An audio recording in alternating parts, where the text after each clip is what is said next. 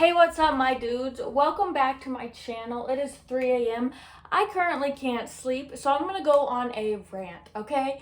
Because somebody's gotta say it, okay?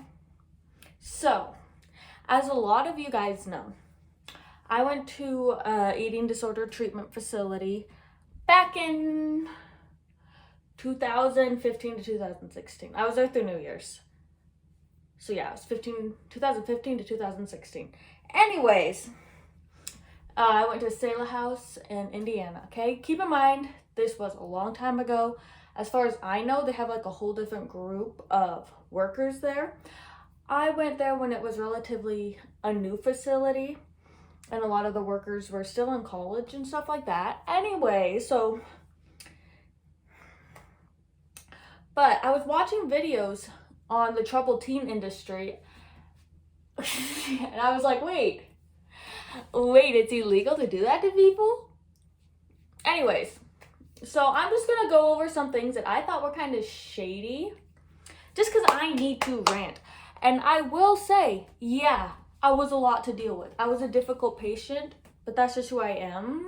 I'm a difficult human, all right? And I was 15, okay? I don't know about you, but a lot of 15-year-olds aren't too pleasant to deal with. Anyways, so I live in Idaho, okay? So I flew to Indiana. So I'm already away from my family. Couldn't talk to them for the first 2 days, okay? That's apparently, a lot of places do that because they want you to settle in there and get used to not being around your family. Okay, fine, whatever. The thing I really didn't understand was the whole punishment situation. Like, I already felt guilty enough, and then every time, like, I didn't complete a meal, I wasn't allowed to do certain activities on the weekend. I had to sit in this room and fill out a paperwork. Like, it was like a lot of paperwork about why I was bad, basically. So that happened a lot, okay? When I got there, they read my journal, without telling me they were gonna read it. I told them I didn't care if they were gonna read it. I would have just liked to know ahead of time. Because, it's not very pleasant to be sitting in a room with a therapist you just met and be like, so I read your bye-bye note. And I'm like, what? It's like, well, we had to go through your journal to just make sure you didn't hide anything in there, like any sharp objects. And then we just decided to read it. And I was like, you could have told me that before. Then they wouldn't let me have it back for a long time. I got them to give it back to me, though. So that's great. All of our phone calls were monitored. All of our letters monitored. They read them, and the mail going out they read. They kept one of my letters hostage okay, so I came out as lesbian there, okay? Then I got a letter from a girl who wasn't in my family. Yeah, I did have a little crush on her, but it's okay. That's besides the point. They knew that, so they kept the letter from me until I threatened to file a complaint saying that they were tampering with my mail, and then I got it back. Anyways, so basically while I was there, I was told that my pure existence triggered other people, which is probably true, but you don't tell a little 15-year-old girl that, or 15-year-old anybody. You don't tell anybody that, especially when they're struggling with mental illness. They wouldn't allow me to decorate for Christmas because I didn't complete my meals that week. Yes, I did eat more than I have in a while, but they wouldn't let me decorate for Christmas because that was a privilege. They wouldn't let me drink tea because that was a luxury for the patients who cooperated. I was kicked out of art therapy because I didn't put enough effort into it. I wanted to be an abstract artist, okay? They wouldn't give me the time of day to explain my drawing. And so I was trying to stand up for it, I was like, I should be able to express myself. You guys have taken my diary, taken away my free speech. Can I just please draw how I want to draw? And they were like, nah, we're not going to let you do that. So, yeah, they kicked me out of art therapy for a little while. And then the art therapist I did a poll with all the other girls. She let me know she was going to do this. She went around asking everybody. She had like a little checklist on if they think I deserve to be back in art therapy. Because apparently I was too disruptive. Bro, we're all there for therapy. Of course I was disruptive. They also had different anger management things. Like some girls got to go outside and scream. Some got to throw ice or eggs at trees. I wasn't allowed to because I was faking my anger issues. What? They're like, yeah, this is for the patients who are actually angry. And then they go and tell me, stop being so angry. And I will say it was definitely a Christ-centered facility. And I don't know if that had anything to do with the way that they didn't like me. Yeah. They also didn't know that I was autistic at the time, so maybe that was it. I don't know. But basically, it wasn't fun. A lot of my time was spent sitting, filling out paperwork about how I can regulate my emotions better. They almost didn't let me talk to my family on Christmas because they didn't have any workers who wanted to supervise my FaceTime call. So that's great. Thankfully, I was able to. Thankfully, after my family and I got upset with them. And I spent a lot of the time crying, wanting them to kick me out and send me to a different facility. So of course I was acting out because I kept telling them, I don't like it here. I can't get better here. I don't want to get better here because I don't feel accepted. I know you guys don't like me. I asked one of the workers there, why don't you like me? And she goes, because you're outrageously obnoxious and hard to deal with compared to all the other girls. And I'm like, thanks, bestie. Her name was Meg. Hi, Meg. And yeah, apparently she also thought I was going to be a revolving door patient. I went to a psych hospital after that. I went to an actually good facility, McAllen Place. Haven't been any place since. I'm doing great for the most part. But I just needed to get this rant off my chest, and I've been holding it in for years. And I do see a lot of other girls saying like they had such an amazing experience. And I do get kind of jealous. I'm like,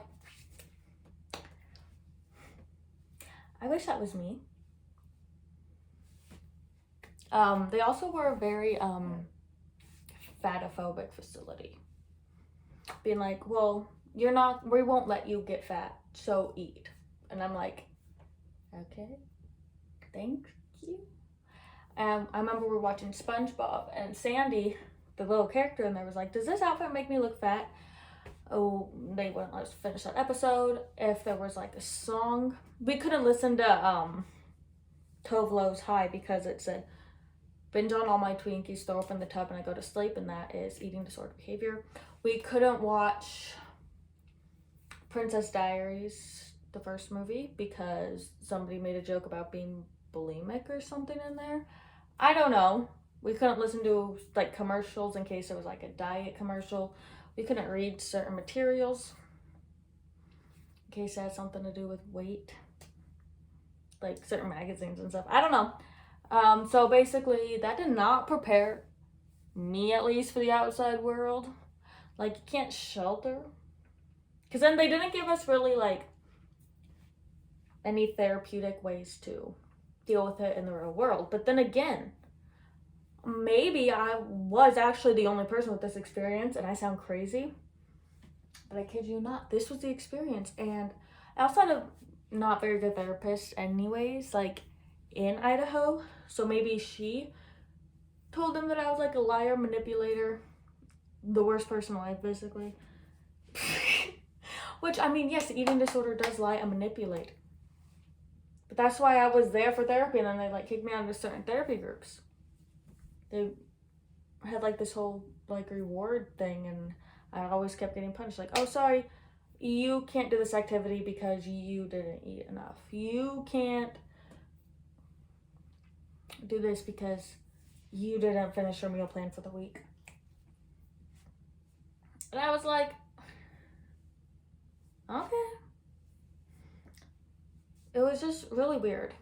Okay, and I know other girls got to go like on relaxing walks if they were feeling anxious, or going on drives with different workers there. You know what I got to do when I was anxious? Fill out paperwork. Love that for me. But I did have a really good friend there. She made the experience worthwhile. They did try to get us to stop being friends for a little bit, because apparently I was hindering her recovery. No, I wasn't. Was I? Basically, and they said that I had to be careful with what I say and what I do, because anything that comes out of my mouth could be detrimental to others' recovery, and I wouldn't want that. And I'm like, okay, thanks, guys. So basically, that's my little rant for the day. Like, obviously the normal rules, like you can't shower alone, you can't flush your own toilet, you can't get dressed by yourself, you're always being watched while you sleep. Like, that's just like normal eating disorder treatment facility places. But then, like, yeah.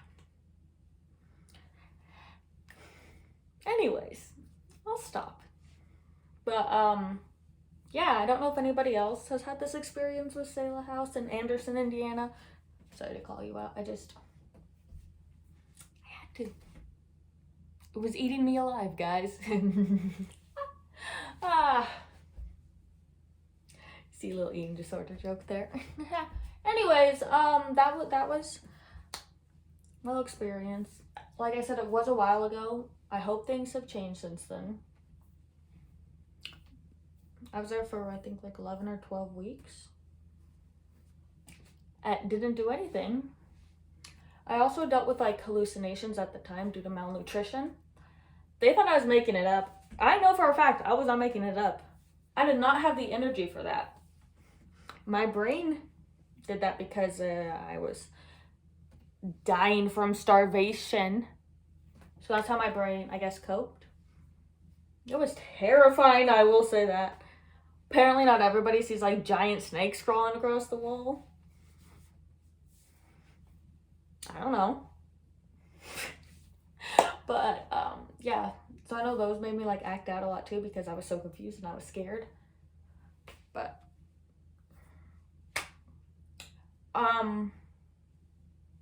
yeah, if anybody else has had this experience, let me know. Make a video, message me, who knows, you know. I just really felt the need to say this. Okay, all right. Maybe I should try to sleep now. Oh, also apparently they told me that I would copy others' behaviors. Dude, eating disorders are really competitive, and all of us copy behaviors. So you stick a bunch of people together with the same eating disorder, of course we're gonna copy each other's behaviors and learn different things. At the time, I know you had to be like sick enough to actually get into the program, and they told me that. So like, hey, yeah, you actually need to be here, because if you weren't sick enough, we wouldn't have taken you. I'm like, guys, it's a mental illness, but thanks, I guess. Which doesn't make sense. Why they would tell me things like that, but who knows? Maybe it is my problem. Maybe I am over dramatic. Maybe I should have dealt with it better. But I don't know. And I didn't know how bad it was, so I went to a good place afterwards, which actually helped me. And the people that actually cared about me and made me feel happy. Like, I don't know. I don't know, guys. YOLO. Basically, that's my story time. That's my little rant for you all. I guess I should go now. Maybe I'll make another video about my experience in the psych ward and McAllen place. Who knows? Is that something you guys would want to know about? Is this normal behavior for treatment to do? Like, I don't know. So I'll see you guys later.